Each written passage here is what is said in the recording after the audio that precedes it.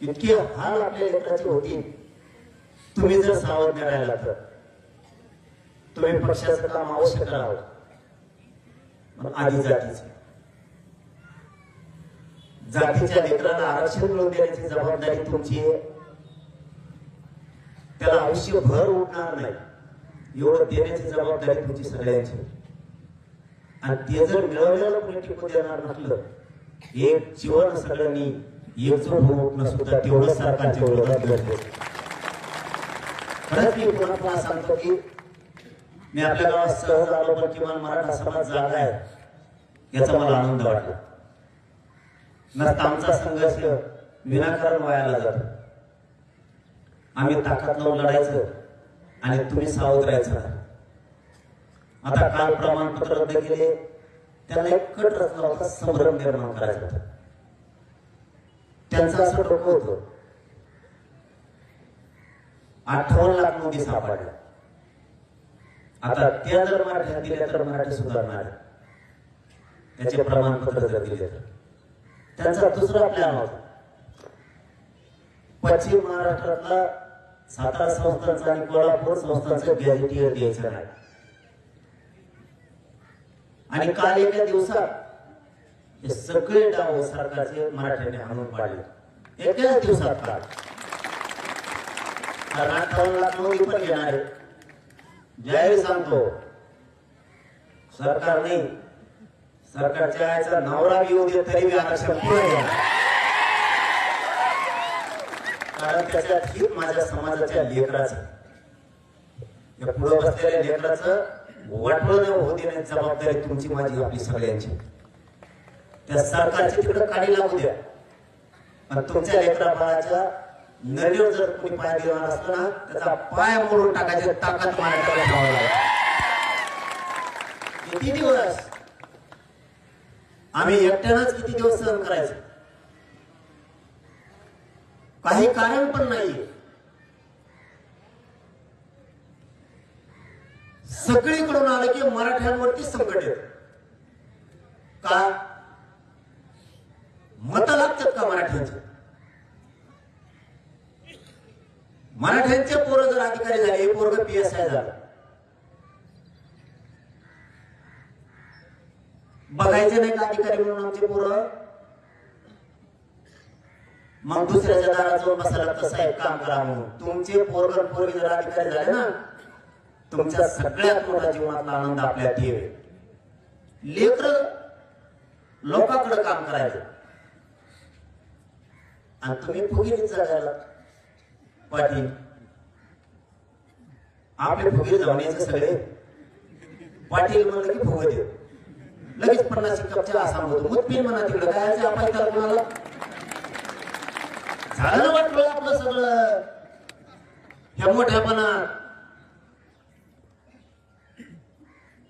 त्यांना आपली नस कळायला, यांना काय करायचं, याला नुसतं खोड बी बोललं ना याची काही पण करायची तयारी असते.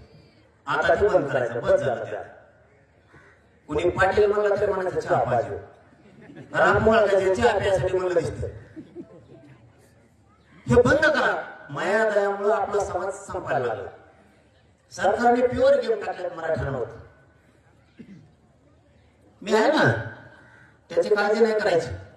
काल त्या बावरकुळे कार्यक्रम केला. बरं, मी 1 वर्षात माझ्या मराठा समाजानं फडणवीस साहेबांना मी बोललो असं दाखवा. मुंबईला आपण सगळे गेलो, मराठा समाजाला GR दिला. म्हणलं माणूस मराठा समाजाचं काम करायला त्याचं नाव घेतलं पाहिजे. नाव पण घेत. ते बावरकुळ्या मध्येच आला कालपासून. असा दिसतो हे चित्र देऊ. याच्यातलं कोणी अजेंडा लिहिण्याला गेलं होतं का? नाही. भितडावर कसे चित्र येत असे एवढा दिसतो का झालं? काय झालंय त्याला आणि काय नाही. त्या फडणवीस ऐकून त्यांनी काल पत्र दिले की मराठ्यांच्या नोंदी रद्द करा. फडणवीसांनी सांगितलं बावनकुळे. काय चित्र पाठवले बावनकुळे रद्द करायला? लहानपणी त्याच्या आईने दूध फुकून पाहिजे होतं, त्याला गरम पाहिजे, एवढ्याला होतं झाले त्याचे. थोडं फुकून पाहिजे होतं का गरमच पाहिजे याला. त्याने थोडं हेल्मेट लावलं पाहिजे, थुका उडवतो त्याचा बोलताना असा, एवढ्याला होतं ते का जाणाराच्या कळपातलं जाणार आणलंय. माझ्या मराठ्याचं नाद करू नको का बावनकुळे, तुला सांगतो सगळं भाजप गोत्यात आणीन मी. कारण माझ्यासाठी माझ्या मराठ्यांचं लेकराचं रक्त माझ्यासाठी महत्वाचं आहे. आणि तुम्ही जर ते रक्त सांडण्याचा प्रयत्न केला तर आम्ही तुम्हाला गठ्ठल तिथं आणू. आम्ही कोणाचं मागत नाहीये. आमच्या हक्कावरती जर कोणी येणार असलं ना, मी जिवंत आहे तोपर्यंत मराठीवर तुम्हाला सांगतो, तुम्ही कसलीच काळजी करू नका. यांचा मुद्दा काढतो. तुम्हाला मात्र ह्याच ताकदीनं समाजाच्या पाठीशी उभा राहावं लागतं. इथून पुढच्या काळात मराठ्यांनी मराठ्यांचा उपकार विसरायचा नाही. मराठा समाजाचा उपकार एकाही माणसाने विसरायचा नाही. कोणता नेता कामाला येणार नाही. तुमची जात तुमच्या कामाला येणार. संकट आलं सगळ्यात अगोदर ती धावून येणार. पुढच्या काळात तरी मराठ्यांच्या आरक्षणाला धक्का लागला नाही पाहिजे इतकं सावध तुम्ही सगळ्यांनी राहायचं. मी तुम्हाला म्हणत नाही राजकारण सोडून द्या, तुम्ही कोणत्या पक्षात राहा, पण नंबर 1 ला आता पक्ष नाही. नंबर 1 ला मराठा, स्वतःची जात, नंतर पक्ष. जातीमुळे सगळ्यात अगोदर ओढायचं. जात मोठी करायची. तुम्हाला जिकडे येण्याचं तिकडे येण्या, कोणाचे कॉम्प्युटर चिटका, कोणाच्या आघाडी लटका, काय अडचण नाही. आणि तुम्हाला धंदाच येते. साहेब आणि साहेबाचं पोरग मोठं करायचं. तुमच्या डोक्यात दुसरं काहीच नाही. ते साहेबाला बी माहीत झालेलं आहे याला कसं घुमायचं. ते साहेब इथून एखाद खेळमध्ये तुम्हाला गाडीत बसून येतं, बंगल्यापोट तिकडे सोडून देतं. येताना अख्ख्या गावात सांगितलं मी साहेबाच्या गाडीत बसतो, याला हल्लं पाहिजे चौकात घेऊन. अख्ख्या गावाला बेजार करता येते ते साहेबाच्या गाडीतून एकदा बसून आलं. हे मोठे पण आपलं साहेबाने गंगार खांद्यावर हात टाकला की चुलत हल्लाच. हे आपलं मोठे पण. आपला समाज, आपल्या समाजाचे लेकर अधिकारी कसे होते, व्यवसाय कसे होते, याच्यावर आपल्याला सगळ्यात जास्त भर द्यावा लागणार आहे. तेव्हा आपला समाज पुढे जाईल. आता 3च वर्षात आपल्या समाजाच्या पूर्ण नोकऱ्याला लागले, शिक्षणात चालले, प्रमाणपत्र रद्द करायला सुरुवात झाली. एकनाथ शिंदे साहेबांच्या त्या सीटसाठी त्यांनी प्रमाणपत्र रद्द करायला सुरुवात केली. आता त्यांनी सांगितलंय, रात्री त्यांचे फोन आहेत, सकाळी पण आले, आमची चूक आम्ही दुरुस्त करतो. म्हणलं ओके, मग जुळू शकतं. आपलं जुळू शकतं म्हणजे लग्न नाही बरं का. म्हणलं मग जुळू शकतं, मला अडचण नाही ना. मराठ्याला विरोधात गेला की मग ते फडणवीस असो, नाही ते शिंदे असो, नाही ते कुणी असो, मी कायम जातीचा आणि समाजाचा राहणार आहे. कधीच पक्षाचा नेत्याचा होणार. तुमच्याकडून तेवढीच अपेक्षा आहे, समाजासाठी रस्त्यावर उतरायचं शिकायचं. समाजावर अन्याय करायला लागले तर कसलाच विचार नाही करायचा. यांना करू द्या काय अन्याय करायचं, मी आहे त्यांना. मला